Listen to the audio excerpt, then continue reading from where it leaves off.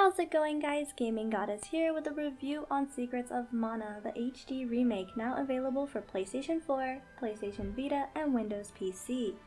This action role-playing game was originally on the SNES and was developed and published by Square before they merged with Enix. Being an HD remake and all, they obviously made some changes to the game's graphics as well as some of the gameplay features. In this fantasy world, the player takes control of our main protagonist, Randy, who comes across the legendary Mana sword. Oh, and the player can actually rename him, so of course I gave him the most fitting name. So with that being said, let's jump right into the gameplay, which is a bit glitchy if you ask me. Secrets of Mana on the PlayStation 4 has multiplayer compatibility, so get that second controller and call up your friends because you're gonna need them. Seriously, the game's AI is pretty dumb. I'll be attacking an enemy and the party will just sort of stand there and it takes them a while before they actually attack. Oh, and they're constantly running into walls and inanimate objects. But other than that, the gameplay is quite decent. The player can open the menu window for each character and equip different weapons or armor. They can also set a particular skill onto the two magic users and can toggle these skills with the L and R buttons, so it's pretty nice. The player will come across multiple towns throughout the game. In these towns, there's NPCs to talk to, inns to sleep in, and shops to replenish any healing items that they might need.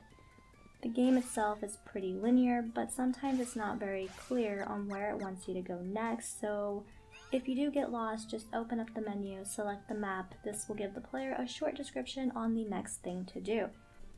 Now, the game itself isn't too hard, and honestly it's pretty well balanced, of course, when it wants to work. Let's now take a look at the battle system. The party members will follow behind the character that the first player is taking control of. If you are playing with friends, they can only attack the mobs on the screen. Monsters will roam around freely, and the player can attack by pressing the X button. The gauge under the player will determine how powerful the attack will be, so it's better to let it reach 100% before doing your next attack. Of course, I'm impatient, so I just rapidly press the X button, and sometimes it doesn't always work in my favor. Experience points will be distributed among party members, and sometimes an enemy will drop a chest that will either contain an item or a trap. Boss fights are usually isolated in a single area, and you can't leave until the battle is finished. One thing I like about the game over screen, which is something I didn't really see too often, is that I was never heard from ever again. That's pretty unique, and I think it's really cool, and more games should add these unique little messages. Just saying.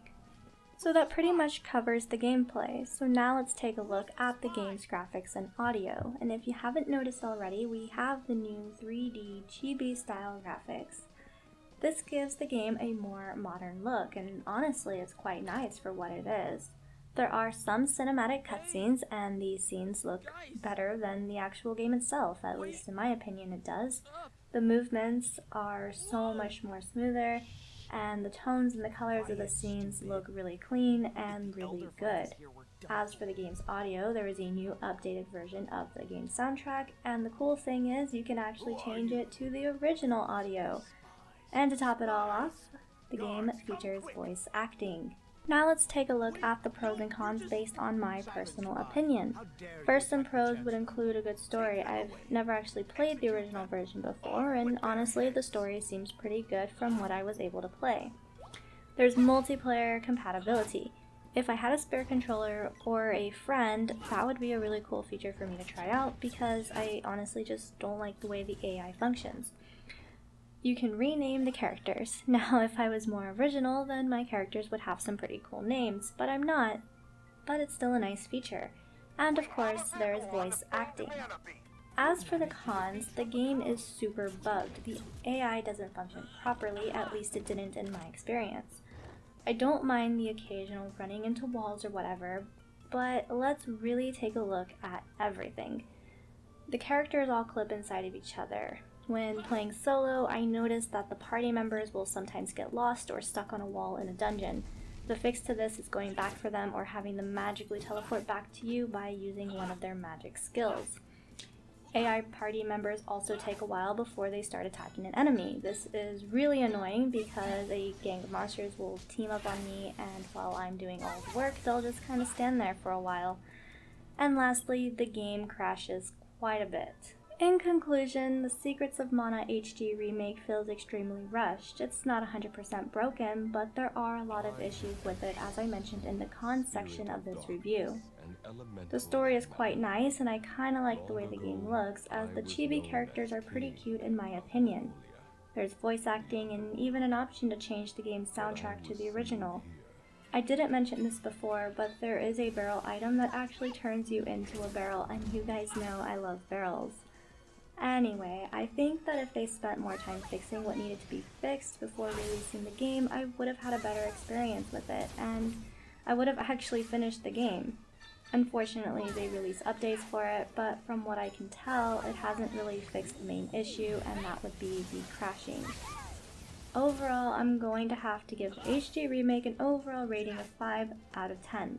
It's not because the story or the basic premise of the game is bad, it's just because there's too many bugs to make the game actually enjoyable to play. So maybe one day they'll fix everything and it will work properly, but for now I'm gonna have to pull my SNES out of storage and try to find the original version of the game.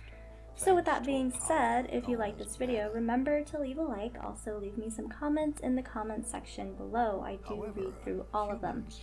Special thanks to all of my Patreons, as you guys are the real reason I'm still able to make videos for YouTube. All of my links are in the description below, and this has been a Gaming Goddess review, and remember to keep on gaming.